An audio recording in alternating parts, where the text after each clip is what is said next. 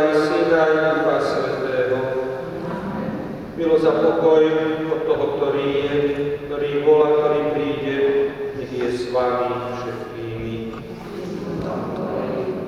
Drahí bratia a sestry, začíname prežívať adventné obdobie a požehnávame adventné vence a sviece, ktoré nám majú pripomínať blížiaci sa príchod nášho Spasiteľa Ježiša Krista.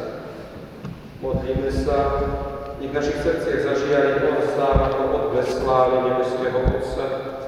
Jeho príchod nech z nás zaženie všetkého hriechu a pretvorí nás na synov svetla. Budeme volať spoločne veľmi ťa, Bože, veľmi ťa, Bože.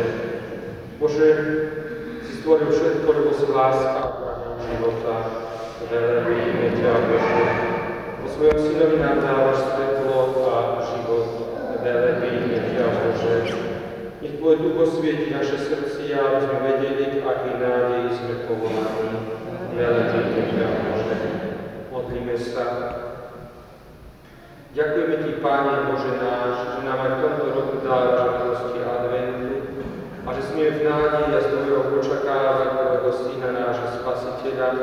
Požehnaj tieto vence, aby nám ako znak nádeje pripomínali život a sväté spoločenstvo a daj v týchto dňoch rásť Tvojej milosti skrze Krista, nášho Pána.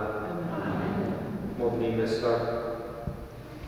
Bože, Ty si poslal na svet svojho Syna ako svetlo, požehnaj tieto sviece.